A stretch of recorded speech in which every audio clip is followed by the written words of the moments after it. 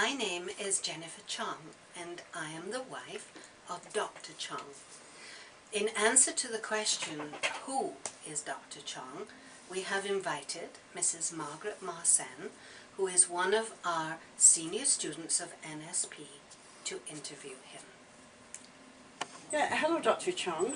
How do you know? I'm happy to be here with you this afternoon to interview you and ask you a few questions, which I'm sure a lot of people would be interested to know, myself included. And the big question is, who is Dr. Chong? I know. So, first, could you tell us a little bit about your background, your early years and how you were raised and your education? Well, I was born in Kuala Lumpur in Malaysia, and 5 years after my birth, the boots of the Imperial Japanese Army stomped on all of us, and out of that experience was my years of privation, deprivation, and starvation. So in one sense, I have that background to my life. After the war was over, I then went to a De La Salle missionary school. All the teachers really came out of Ireland, but there was a body of lay teachers to that school. And then after that, when I was about 14 years, my father sent me to England to study in a Jesuit boarding school. And that was the time when I was in England. That must have been a little difficult, eh, Jesuit? It was, and it was. I was, out of it, I learned that life is by rigor and discipline, punishment and suffering. This was how and I've lived by that ever since. Yes. So, from the Jesuit school, where did you go after that? Oh, after that, because of a lack of knowledge, I had to wait 1 year to get the formal documentation by which the then government in Malaya, as it was then called, would sponsor me as a student in England. And on that basis of that piece of paper, I then could apply to an English university. And when that paper then came, I then applied, and I had to wait another year before I then entered the university, which was into the medical school at the University of Leeds. Interesting, yes.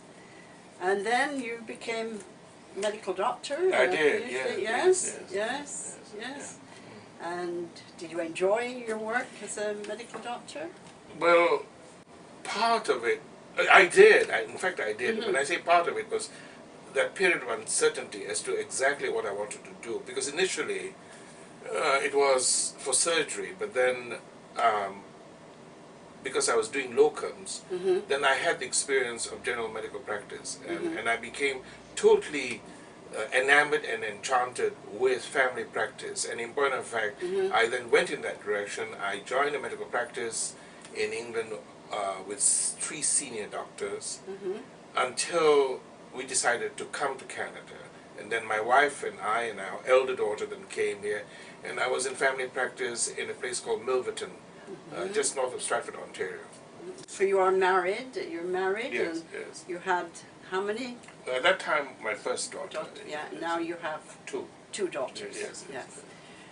Okay, now, I mean, to be a medical doctor, I would think that you had reached your goal. I thought I had. Yeah. I thought I had. So what prompted you? What was it that helped you to move on to what you're doing now? And that is a very interesting question. You know, what happened was one day I got a flyer to advise me that the then Ontario Society of Clinical Hypnosis was giving a workshop in Toronto. And I went to this workshop, and I was intuitively, I realized that hypnosis was a very powerful means to help people without, and by so doing, it would mean that one would not have to drug patients. However, at that time, the field study of hypnosis was very iffy, because sometimes you could hypnotize somebody and it worked, and then sometimes you did the same hypnosis induction protocol and it didn't work, and there were all these funny things going on, and there was uncertainty about the well-formedness of hypnosis. And then subsequently there was a presentation in Toronto by Richard Bandler and John Binder of NLP fame. And out of that workshop, I then realized that perhaps in NLP was the answer to tighten the iffiness of hypnosis. As it turned out, it wasn't NLP, in fact. What we discovered was there was this new field that we stumbled into called neurosemantic programming. And it was this field that now has tightened everything for us and for our confreres and co-peers in the field of hypnotherapy and psychotherapy. And did you find there was a connection between the patients you had when you were practicing as a doctor? Did you find there was a connection in that and people's mental state and emotional states? Did you find that a lot of the ills that were brought to you when you were a medical doctor just came from emotional states and mental states, but there was nothing physiologically wrong with the person? You know, your question is very insightful and very deep, because what we found out was the question that had to be answered was this: the patient knows to be depressed, to be unhappy, to be a wife abuser, or whatever. He knows to be that way. What became the issue for us was, how did he know to be so? And is this back portion? How did he comprehend his reality, that out of it he then had the knowing to be the way he was? So if you know the step behind, how do they know to know? You can undo the problem. Exactly. So this is how we got to where we are today.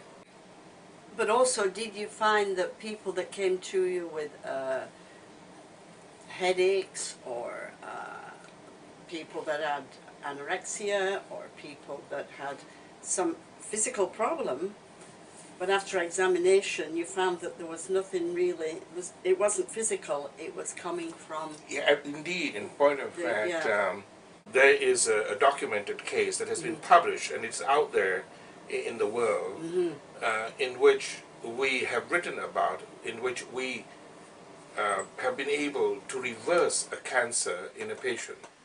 Now, this patient had come to us because she had a right upper quadrant abdominal mass. It was inoperable, it was resistant to chemo and to radiation. Now, with such a finding, it's death. And we developed a model to reverse it, and basically it was reversing how this person knew to cancer herself. It's about how you know to be what you are. That is interesting, because it makes me think we can cause our own ills. I'm afraid to say so, because one of our fundamental teachings is that each person is created with the power to be self-initiating, self-actualizing, self-sustaining, and self-supporting, and therefore we are created freestanding, sovereign unto ourselves, autonomous and self-governing. So there is nothing, therefore, that can cause anything or make anything in us or of us or by us or through us. Everything that is unfolds from within ourselves. So the mind is very powerful. More accurately, it is the being. The being that is all powerful. And when you look back at the days that you were a doctor, I guess at that time you just prescribed medication. Of course I did. And when maybe medication wasn't necessary. It would have been, in some cases, that people would have been better to... It was this very problem of me having the right by law to drug people. It was this that was what I was against, and I remain against it even today. Oh, thank you so much, Dr. Chong. You mean This you has want me been to very finish now? interesting. Oh, you're This going to is finish now? Oh, thank you so much.